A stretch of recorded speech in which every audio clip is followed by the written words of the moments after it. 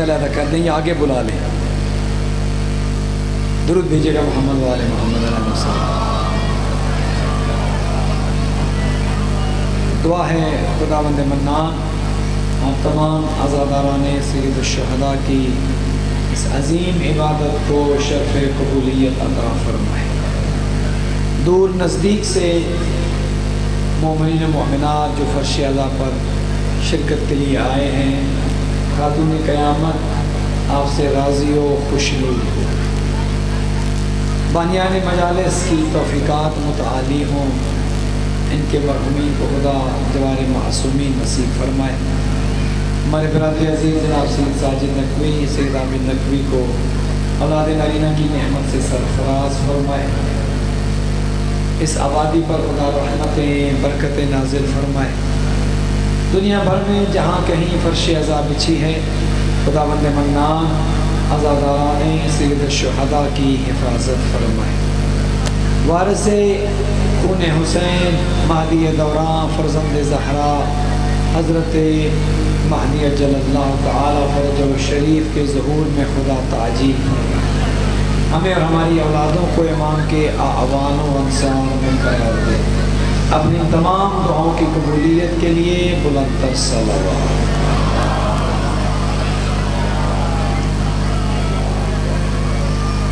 ہماری گفتگو کل اس مقام پر پہنچی تھی کہ اللہ سبحانہ و تعالیٰ نے اپنے رسول کی اطاعت میں اپنی اطاعت رکھ دی ہے. وہ ارشاد فرماتا ہے میں یطع الرسول فقد اطاع اللہ. جس نے میرے رسول کی اطاعت کی اس نے گویا مجھ اللہ کی اطاعت کی. جو میرے رسول کا فرما بردار رہا، وفادار رہا، اللہ سبحانہ و تعالیٰ فرماتا ہے کہ میں اس سے راضی ہوں، میں اس سے خوش ہوں. نتیجہ ہم نے کل یہ نکالا تھا کل تک کی گفتگو میں کہ اگر انسان کمال تک پہنچنا چاہے، کامیابی حاصل کرنا چاہے، تو تمام تر تفرقات کو چھوڑ کر اگر ایک مشترک چیز پر اکٹھا ہو جائے اور وہ چیز ہے اطاعت رسول. اطاعت رسول پر اگر سارے مسلمان اکٹھے ہو جائیں، فرقے بھی ختم ہو جاتے ہیں، نفرتیں بھی ختم ہو جاتی ہیں، لڑائیاں جھگڑے بھی ختم ہو جاتے ہیں. اور ہم نے اطاعت رسول کا اگر صحیح خالص اور عملی مظاہرہ دیکھنا ہے تو ہمیں علی اور اولاد علی میں نظر آتا ہے. تاریخ گواہ ہے حضور کے دور میں یا حضور کے دنیا سے جانے کے بعد ہمیں کوئی ایسا انسان نظر نہیں آیا کہ جو اطاعت رسول میں علی اور اولاد علی سے بڑھ کر ہو. کم از کم مجھے تو نظر نہیں آیا. اگر کسی کو علی سے بڑا وفادار پیغمبر نظر آئے تو میری معلومات میں بھی اضافہ کر دیں. اگر کسی کو علی سے بڑھ کر پیغمبر کا مددگار نظر آئے تو آئے بتائیں، ہم ماننے کے لیے تیار ہیں اگر ثابت کر سکیں. لیکن حقیقت امر یہ ہے کہ اول روز سے لے کر اعلان رسالت سے لے کر پیغمبر کی زندگی کے آخری لمحے تک اگر کوئی پیغمبر کے ساتھ سایہ بن کر رہا ہے، اس کا سایہ کہ جس کا اللہ نے سایہ ہی نہیں بنایا تھا، اگر کوئی انسانی شکل میں سایہ تھا تو علی حیدر کرار.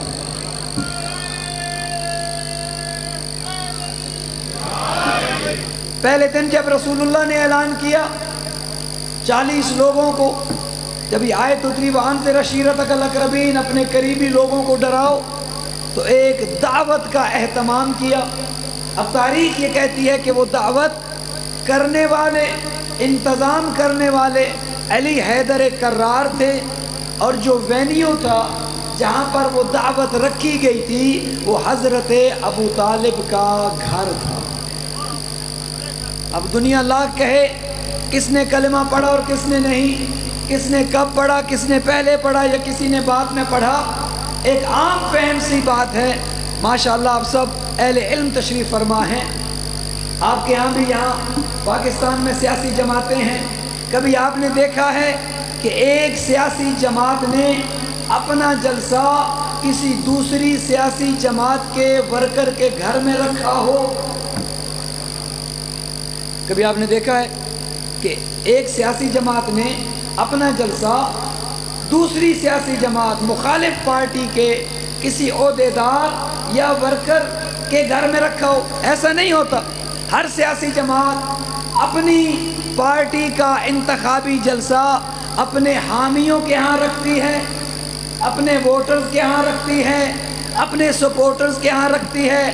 جلسہ تھا توحید کا، اعلان ہونا تھا لا الہ الا اللہ کا۔ اگر حضرت ابو طالب کلمہ نہ پڑھنے والے تھے تو پیغمبر اکرم یہ جلسہ ابو طالب کے گھر میں کبھی نہ رکھتے۔ اگر حضرت ابو طالب مخالف پارٹی سے تعلق رکھتے تھے اور کلمہ نہیں پڑھا تھا تو مکہ میں اور گھر نہیں تھے، رسول خدا کو کوئی اور گھر نہیں ملا تھا۔ ہر انسان اپنا جلسہ، اپنی میٹنگ، اپنی محفل وہیں رکھتا ہے جہاں پر اسے 100% حمایت کا یقین ہوتا ہے۔ دعوت رکھی گئی، لوگ آ گئے، اب پہلے دن کھانا کھا کر چلے گئے، دوسرے دن چلے گئے، تیسرے دن جب جانے لگے تو حضرت ابو طالب کھڑے ہو گئے اور کھڑے ہو کر کہا خبردار آج کوئی میرے سید و سردار کی بات سنے بغیر نہ جائے گا۔ اللہ اکبر۔ جو ابو طالب اعلان نبوت سے بھتیجا نہیں بلکہ سید کہتا ہو، سردار کہتا ہو، مسلمان اس کے عقیدے پر لاکھ سوال اٹھاتے رہیں۔ حضرت ابو طالب کا مقام اتنا بلند تھا کہ ایمان، ابھی تو اسلام کا اعلان ہی نہیں ہوا تھا، اس سے پہلے ایمان رکھنے والے تھے۔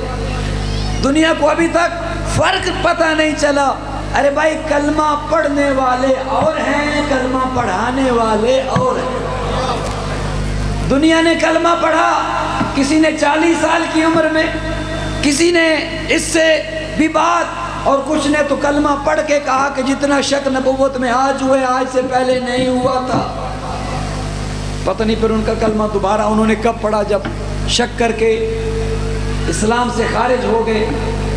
خیر، تیسرے دن رسول اللہ نے کہا ایکم یعاذرنی علی ھذا الامر، کون ہے جو اس کار رسالت میں، اس تبلیغ کے کام میں، لا الہ الا اللہ کے پیغام کو پھیلانے میں میری مدد کرے گا؟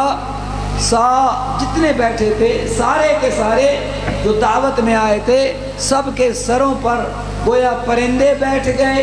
ایک 10 سال کا نوجوان جو آخر میں بیٹھا تھا وہ آخر سے کھڑا ہوا، کہا یا رسول اللہ اس کام میں آپ کی مدد علی ابن ابی طالب کرے۔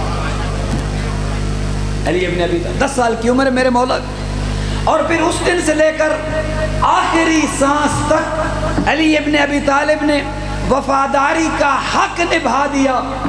بچپنا ہے، پیغمبر جاتے ہیں تبلیغ کے لیے، مکہ کے لوگ حضور پر پتھر برساتے ہیں، یہ تو ہے رحمت للعالمین، کوئی کوڑا پھینکے عیادت کے لیے چلے جاتے ہیں، کوئی گالیاں نکالے، جادوگر کہے، اسے دعائیں دیتے نظر آتے ہیں۔ تو تبلیغ کے لیے نکلے، کہا قولو لا الہ الا اللہ تفلحوا، کلمہ پڑھو۔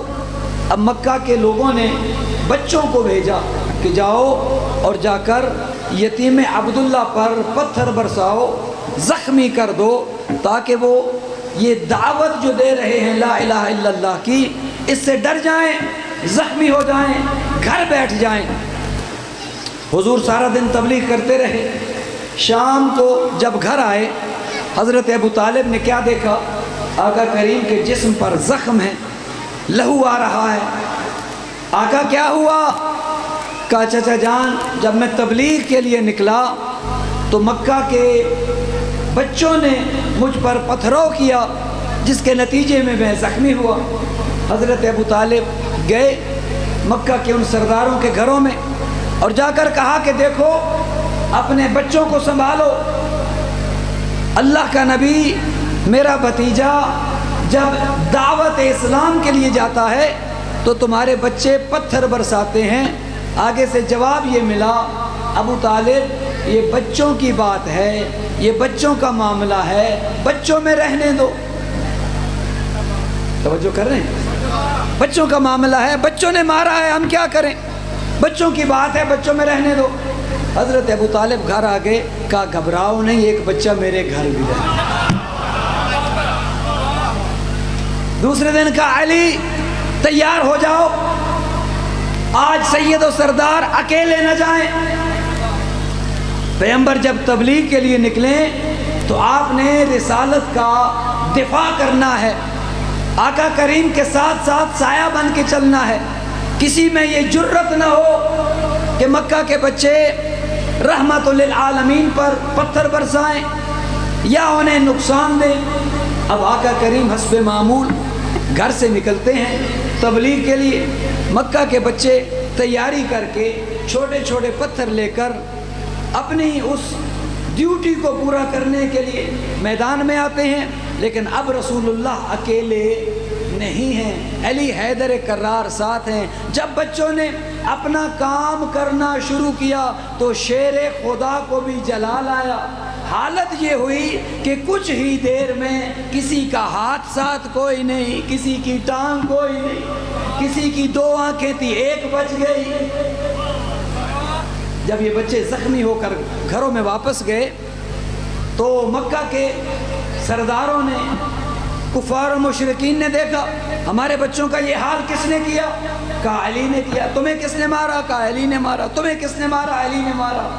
اب گلہ لے کر، شکوہ لے کر حضرت ابو طالب کے دروازے پر آیا، ابو طالب اپنے بیٹے کو سنبھالو، اس نے ہمارے بچوں کو زخمی کر دیا۔ کہا رہنے دو، بچوں کا معاملہ ہے، بچوں میں رہنے، بچوں کی بات ہے، بچوں میں رہنے دو۔ یہ وہ پہلا دن تھا کہ جب علی حیدر کرار نے اپنی وفاداری عملی طور پر پیغمبر اکرم کے سامنے ثابت کر دی۔ اور جب بدر کی جنگ ہوئی تھی نا مکہ سے ہجرت کر کے، جب حضور مدینہ گئے، سب سے پہلی جنگ جو مدینہ میں ہوئی وہ جنگ بدر تھی، کہ جس میں 313 مسلمان تھے، 1000 کا لشکر اس طرف سے تھا۔ اور یہ وہ جنگ تھی کہ جس جنگ میں اللہ نے مسلمانوں کی مدد کے لیے فرشتوں کو بھی نازل کیا تھا۔ چونکہ مسلمان نہتے تھے، اسلحہ نہیں تھا، ساز و سامان نہیں تھا، تعداد بھی کم تھی، 313 مسلمان، 1000 کا لشکر کفار و مشرکین کا۔ اب جو فرشتے نازل ہوئے، جنگ ہوئی، کل کفار جو اس جنگ میں مارے گئے وہ 70 تھے۔ تاریخ یہ کہتی ہے کہ 70 کفار میں سے 36 فقط علی حیدر کرار نے مارے تھے۔ جنگ بدر میں 36 کفار و مشرکین فقط علی نے تنہا مارے تھے، اور باقی کے فرشتوں نے اور 312 مسلمانوں نے مل کر مارے تھے۔ جب بدر کے جنگ ختم ہوئی، یہ لوگ واپس گئے تو گھر والے نے پوچھا ہمارے ماموں گئے تھے جنگ پر واپس نہیں آئے، کہا علی نے مار دیا۔ کسی نے کہا میرا بھائی گیا تھا واپس نہیں آیا، کہا علی نے مار دیا۔ کسی نے کہا میرا چچا جنگ میں گیا تھا واپس نہیں آیا، علی نے مار دیا۔ تو انہوں نے کہا کیا ایک علی نے اتنے ساروں کو مار دیا؟ کہا سنتے نہیں تھے، یہ وہی علی تھا جب میدان میں آیا تھا تو لوگوں نے نعرہ لگایا تھا جاء کاسر العظام، ہڈیاں توڑنے والا آ گیا ہے۔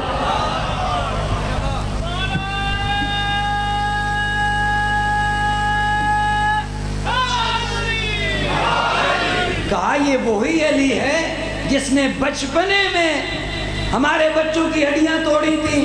اچھا، جب پتہ چلا کہ جو فرشتے آئے تھے انہوں نے بھی، اللہ نے انہیں جو شکل دی تھی وہ شکل علی حیدر کرار کی دی تھی۔ ہر فرشتہ علی کی شکل میں آیا تھا اور ہر مرنے والا یہ سمجھتا تھا مجھے علی نے مارا، مجھے علی نے مارا، مجھے۔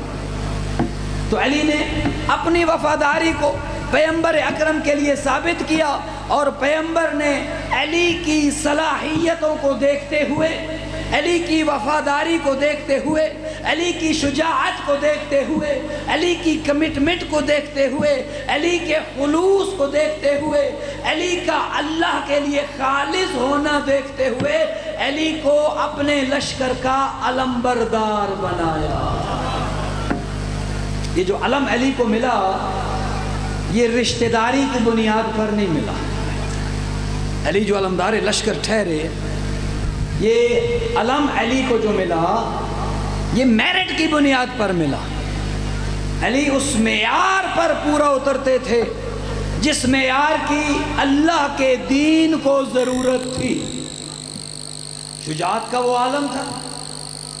کسی نے کہا یا علی یہ اپنی سواری تبدیل کر لیں، یہ بڑا نکھٹو سا جانور آپ کی سواری ہے، آپ کی سواری اچھی ہونی چاہیے، اچھا سا طاقتور قسم کا گھوڑا رکھیں۔ مولا نے کہا اچھی سواری کی ضرورت اسے ہوتی ہے جس نے خود بھاگنا ہو یا بھاگنے والے کا پیچھا کرنا۔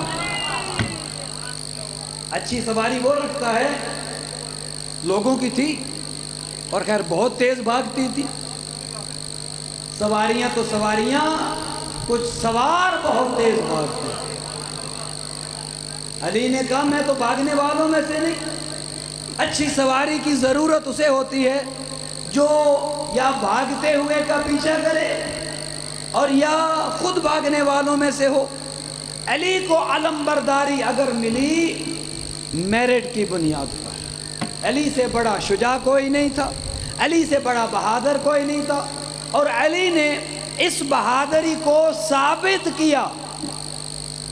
39 دن علم لوگ لے کر جاتے رہے، جاتے تھے علم لے کر، جاتے تھے جھنڈا لے کر، اوپر کا جھنڈا اتر جایا کرتا تھا، آتے تھے ڈنڈا لے کر۔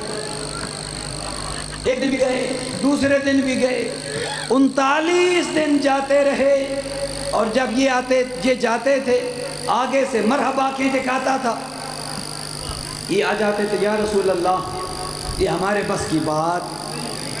اب پیغمبر نے ایک حدیث ارشاد فرمائی جو شیعہ اور سنی دونوں کی کتابوں میں موجود ہے۔ جب 39 دن گزر گئے، قال لأوتین الرعیۃ غدا رجلا کرارا غیر فرار یحب اللہ ورسولہ ویحبہ اللہ ورسولہ، کل علم میں دوں گا۔ اس کا مطلب یہ تھا کہ پہلے 39 دن علم حضور نے نہیں دیا تھا۔ کل علم لأوتین الرعیۃ غدا، کل میں دوں گا کسے؟ رجلاً، مرد کو دوں گا، میں علم دوں گا، اور دوں گا کس کو؟ مرد کو۔ ہوگا کیسا؟ کرارن، پلٹ پلٹ کر حملے کرنے والا ہوگا۔ یہ نہیں کہے گا تھک گیا ہوں، یہ نہیں کہے گا پیاس لگی ہے پانی پلاؤ، نہیں، پلٹ پلٹ کر جھپٹ جھپٹ کر حملے کرنے والا ہوگا۔ اور پھر حضور نے فرمایا غیر فرارین، جو کچھ ہو جائے بھاگنے والا نہیں ہوگا۔ اور وہ ہوگا ایسا، یحب اللہ ورسولہ، اللہ سے محبت کرتا ہوگا، اللہ کے رسول سے محبت کرتا ہوگا، اور اللہ کا رسول اس سے محبت کرتے ہوں گے۔ دیا علم، علی حیدر کرار کو دیا، علی گئے مرحب کے مقابلے میں، واقعہ نہیں پڑھنا، فقط اشارہ کرنا ہے۔ علی گئے، در اکھاڑا، مرحب کو تہ تیغ کیا۔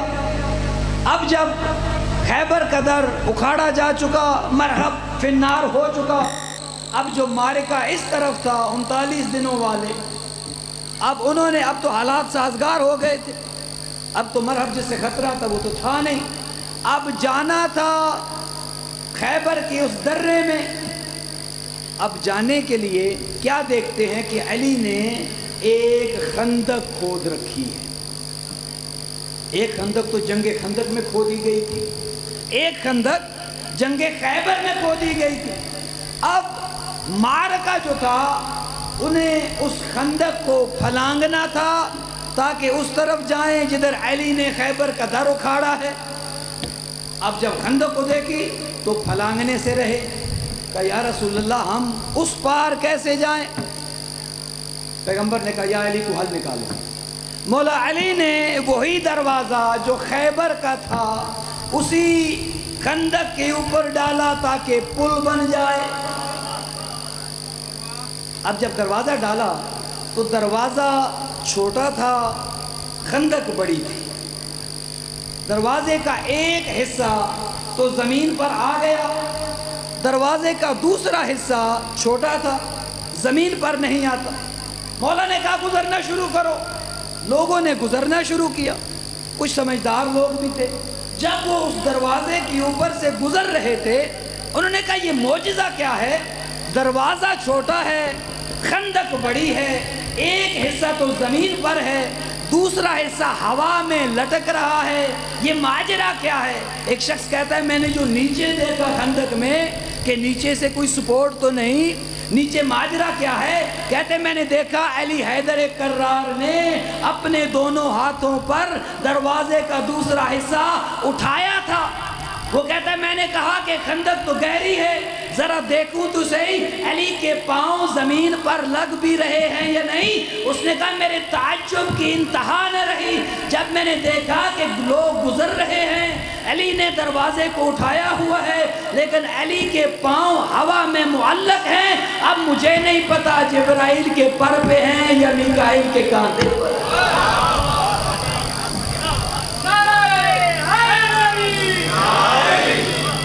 گزرے لوگ،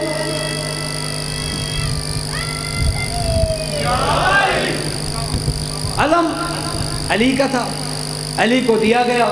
پیغمبر نے وفاداری کی بنیاد پر علی کو علمداری دی۔ علمداری کے لیے بنیادی جو شرط ہے وہ یہ کہ علمدار جو ہے وہ علم دینے والے کے ساتھ وفادار ہو، یہ پہلی شرط ہے۔ علم چھوڑ کر بھاگنے والا نہ ہو، مخالف کے لشکر کے ساتھ مل جانے والا نہ ہو۔ جسے علمدار بنایا جاتا ہے، جسے علمدار لشکر بنایا جاتا ہے، اس کی سب سے پہلی خوبی یہ ہوتی ہے کہ وہ صاحب لشکر کے لیے سردار کے ساتھ اس کی کمٹمنٹ بغیر کسی شک و شبہ کے ہو، اپنی محبت میں، اپنی عقیدت میں وہ بالکل خالص ہو۔ اور اسی خلوص کی وجہ سے پیغمبر نے علی کو اپنے لشکر کا علمدار بنایا۔ اب یہ علمداری جب آگے بڑھی حضرت عباس تک آئی، علمداری ملی مولا عباس کو باپ کی جانب سے اور وفاداری ملی بی بی ام البنین کی جانب سے۔ حضرت عباس میں جو یہ دو خوبیاں تھیں، ایک یہ کہ وفادار تھے اپنے آقا کے ساتھ، اپنے مولا کے ساتھ، اور اسی وفاداری کی بنیاد پر امیر المومنین کو علمدار بنایا تھا رسول اللہ نے، اور سید الشہداء نے علمدار بنایا حضرت ابو الفضل العباس کو۔ اور کیسی علمداری تھی، لوگوں کو حضرت ابو الفضل کا مقام کیا پتہ، لوگوں کو ابو الفضل کی اہمیت کا کیا پتہ۔ ایک جملہ عرض کر دوں، امام حسن امام حسین علیہ الصلاۃ والسلام امام ہیں اور فضیلت بہت بڑی ہے۔ ایک جملہ آقا ہمارے ائمہ کی فضیلت میں ملتا ہے کہ حسن و حسین کے جھولے جھلانے کے لیے اللہ جنت سے فرشتوں کو بھیجتا تھا۔ بہت بڑی فضیلت ہے۔ حسن و حسین کے جھولے جبرائیل آ کر جھلاتے تھے، حسن و حسین کے جھولے میکائیل آ کے جھلاتے تھے۔ جن کے جھولے جبرائیل و میکائیل جھلائیں انہیں حسن و حسین کہتے ہیں، اور جس کا جھولا حسن و حسین جھلائے اسے ابو الفضل العباس کہتے ہیں۔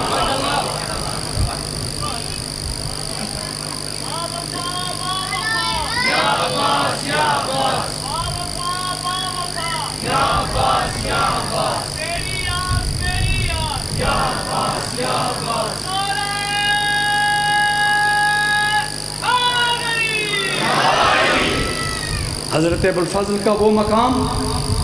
عباس عربی کا لفظ ہے اور اس کا مطلب ہے شیر.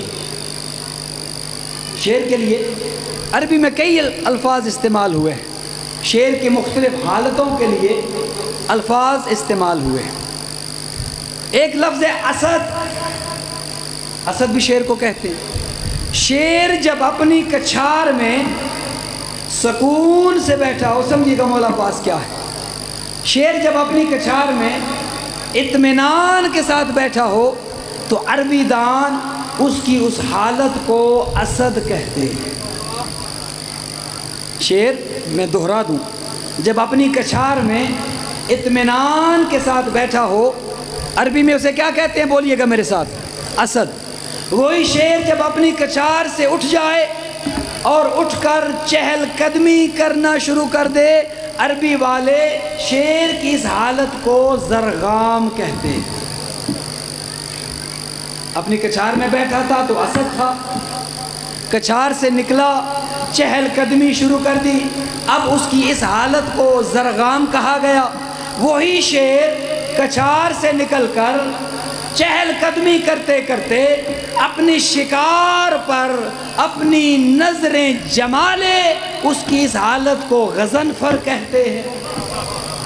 ایک درود بھیجیے گا محمد و آل محمد. آئیے باری دیگر بلندتر صلوات. آئیے جناب. شیر اپنی کچھار میں بیٹھا تھا, حالت کیا تھی, اسد. کچھار سے اٹھا, چہل قدمی شروع کر دی. عربی والوں نے کہا اب یہ بن گیا زرغام. اب وہ زرغام کہ جس نے اپنے شکار پر نظریں جمائی ہوئی تھی, اپنے شکار پر جھپٹ پڑا, اس کی اس حالت کو کہتے ہیں زیغم. زیغم بھی شیر کو کہتے ہیں. کچھار میں بیٹھا تھا تو اسد تھا, چہل قدمی کر دی, زرغام بن گیا. شکار پر نظریں جما لی, غضنفر بن گیا. اب شکار پر حملہ کر دیا, زیغم بن گیا. اپنے شکار پر جب حملہ کرے اور شکار کو حملہ کر کے دبوچ لے, اتنا دبوچ لے کہ اس کی سانس بھی نہ نکل پائے, اس کی اس حالت کو عباس کہتے ہیں. جب شیر بفر جائے اور حملہ کر دے اور جب چیر پھار کر دے تو اس کی حالت کو حیدر کہتے ہیں. اسی لیے مولا نے کہا تھا نا, سمتنی امی حیدرہ, میری ماں نے میرا نام حیدر رکھا ہے. اسی حیدر سے علمداری ملی عباس کو اور وفاداری ملی ماں سے. اور پھر آقا عباس نے اپنی علمداری کی بھی انتہا کر دی. علم اٹھائے جاتے ہیں ہاتھوں سے, اس علمدار کی کیا کہنے جس نے ہاتھ کٹا کر علم اٹھایا. اللہ اکبر, اللہ اکبر, کیا کیا فضیلتیں ہیں. ساقی کہتے ہیں جو پلائے. مولا عباس کا جو لقب ہے وہ ساقی نہیں, مولا علی ساقی ہیں. مولا علی ساقی کوثر ہیں. مولا عباس کا لقب ہے سکا, کہتے ہیں نا سکا, سکائے سکینہ. مولا علی ہیں ساقی کوثر, مولا عباس ہیں سکا. ساقی وہ ہوتا ہے جو خود بھی پیتا ہے اوروں کو بھی پلاتا ہے. سمجھے ذرا مولا عباس کسے کہتے ہیں. ساقی خود بھی پیتا ہے اوروں کو بھی پلاتا ہے. سکا اسے کہتے ہیں جو نہر میں گھوڑا ڈال دیتا ہے, مشکیزہ بھر لیتا ہے, چلو میں پانی بھر لیتا ہے, پی سکتا ہے لیکن باوجود پیاس کے نہیں پیتا, واپس دریا میں ڈال دیتا. اللہ. نہر سے مشک بھر چکا, جگر میں ایک آس ہے, عباس کی نگاہ میں صغیر کی پیاس ہے. اٹھایا پانی پینے کو, نہیں نہیں غلط قیاس ہے. دکھا رہا ہے فوج کو کیا اسی پہ قبضہ یزید ہے. ہم پی تو سکتے ہیں مگر وفا سے یہ بعید ہے. تمہاری کیا جرت, تمہاری کیا مجال. جو ہم سے پانی روکو، نہیں، وفا کا تقاضا یہ ہے۔ اور پھر اس وفا کا اجر کیا ملا؟ ہر ملک کا قانون ہے، ایک ملک کا پرچم، ایک ملک کا جھنڈا دوسرے ملک میں نہیں لگایا جا سکتا۔ اس وفا کا صلہ کیا ملا؟ عباس نے سرحدوں کو ہی ختم کر دیا۔ یہ اس وفاداری کا اجر ہے، یہ اس وفاداری کا صلہ ہے۔ عباس کے لیے کوئی سرحدیں نہیں ہیں، دنیا کے جس ملک چلے جائیں ملک کا پرچم اور ہوگا، لیکن ہر ملک میں آپ کو ایک پرچم مشترک ملے گا جو پوری دنیا کے ہر گوش و کنار میں ملے گا، اور وہ علم عباس ہوگا۔ کتنا بڑا اجر ملا۔ اب قیامت تک کے لیے علمداری علی کے پاس تھی، علی سے علمداری عباس کو ملی، اب قیامت تک کے لیے علمداری عباس کے پاس رہے گی، حتیٰ کہ امام زمانہ بھی آئیں گے، علم عباس کا ہوگا، اٹھانے والے مہدی ہوں گے۔ اب قیامت تک کے لیے علم عباس کا ہے۔ نہ مال و زر نہ جاہ و حشم ہمارا ہے، مگر خدا کی عطا ہے قلم ہمارا ہے۔ نہ مال و زر نہ جاہ و حشم ہمارا ہے، مگر خدا کی عطا ہے علم ہمارا ہے۔ علم کسی نے کسی کو دیا تھا خیبر میں، وہ دن اور آج کا دن اب علم ہمارا ہے۔ افتخار عارف کے 4 مصرے۔ وہ دن افتخار عارف سے معذرت کے ساتھ انہوں نے تو کسی وجہ سے یہ کہہ دیا کہ علم کسی نے کسی کو دیا تھا خیبر میں۔ میں کہوں گا نہیں، گھبرائیے نہیں، افتخار عارف صاحب کھل کے کہیے، علم نبی نے علی کو دیا تھا خیبر میں، وہ دن اور آج کا دن اب علم ہمارا ہے۔ دامن وقت میں گنجائش نہیں، میرے محترم آ چکے ہیں، اتنا ہی پڑھا جا سکتا ہے۔ وہ دن اور آج کا دن اب علم ہمارا ہے۔ قیامت تک کے لیے اب یہ علم بلند رہے گا، جس طرح علمدار نے اس علم کو نہیں گرنے دیا۔ اللہ اکبر۔ مصائب میرے محترم پڑھیں گے، شانے کٹا دیے، علم کو نہیں جھکنے دیا۔ آج یہ رونے والے بھی یہ عہد کرتے ہیں، اے آقا عباس، جب تک ہماری جان میں جان ہے، دشمن لاکھ دھماکے کرے، دشمن لاکھ ڈرائے دھمکائے، نہیں، جب تک آپ کا علم ہمارے ہاتھوں میں ہے اور کربلا ہمارے پیش نظر ہے، اور یہ نعرہ لگا کر ہم میدان میں آتے ہیں کہ لبیک یا حسین، آقا جان دے دیں گے آپ کے علم کو گرنے نہیں دیں۔ اللہ اکبر۔ یہ وہ عظیم علم ہے جو کربلا کے میدان میں حضرت عباس جو قلب لشکر میں تھے، 2 علم اور بھی تھے، ایک زہیر ابن کین کو دیا گیا، ایک حبیب ابن مظاہر کو دیا گیا، لیکن علمداری یہ لشکر حضرت ابو الفضل کے پاس تھی، حبیب ابن مظاہر۔ اللہ اکبر۔ کیا خلوص تھا، کیا دوستی کا حق ادا کیا۔ ہزاروں خط آئے تھے کوفہ سے سید الشہداء کو، لیکن تاریخ کہتی ہے حسین نے ہزاروں خطوں کے جواب میں فقط ایک خط لکھا تھا، اور وہ خط حبیب ابن مظاہر کو لکھا۔ اللہ اکبر۔ جب بہن نے بلایا تھا، بھائی حسین لشکر پہ لشکر آ رہے ہیں، ہر روز میں سنتی ہوں کبھی 500 کا دستہ آ گیا، کبھی 1000 کا تازہ دم لشکر آ گیا، بھائی کیا آپ کی مدد کرنے کو کوئی آ رہا ہے؟ میرے آقا نے کہا ہاں میرے بچپن کا دوست ہے، اس کا نام حبیب ابن مظاہر ہے، میں اسے بلانا چاہتا ہوں۔ خط لکھا، آغاز یوں کیا، من حسین ابن علی الی الرجل الفقیہ۔ اللہ اکبر۔ امام جسے رجل فقیہ کہے، سمجھے حبیب کا معیار کیا ہوگا۔ حبیب، میں اپنی بہنوں کو لے کر کربلا کے میدان میں آ چکا ہوں، دشمن نے مجھے گھیر لیا ہے، اگر مدد کر سکتے ہو تو حسین تمہیں بلا رہا ہے۔ بہن نے کہا بھیا ایک جملہ نیچے میری طرف سے بھی لکھ دیں، حبیب اگر آنا چاہو ہمارے پاس زیادہ وقت نہیں ہے، دیر نہیں ہے۔ خط لکھا گیا، حبیب کو خط بھیجا گیا۔ حبیب کی حالت یہ ہے، کوفہ کے بازار میں ہیں، مہندی خریدی ہے کہ ریش کو خضاب کروں۔ بازار میں مسلم ابن اوسجہ ملتے ہیں، مسلم سے پوچھتے ہیں مسلم یہ بازاروں میں چہل پہل کیسی ہے، یہ تلواریں تیز کی جا رہی ہیں، یہ نیزوں کی انیاں ذہن میں بجھائی جا رہی ہیں، یہ کیا ماجرا ہے؟ مسلم نے کہا حبیب کیا تجھے خبر نہیں یہ نواسۂ رسول کو قتل کرنے کی تیاری ہو رہی ہے؟ یہ سننا تھا، مہندی جو خریدی تھی پھینک دی۔ کہا مسلم اب میری ریش میرے خون سے خضاب ہوگی، اب یہ مہندی نہیں لگاؤں گا۔ گھر آتے ہیں، حبیب اداس ہے، پریشان ہے۔ بیوی پوچھتی حبیب کیا ہوا؟ کہا خط آیا ہے، میرے امام نے مجھے مدد کے لیے بلایا ہے۔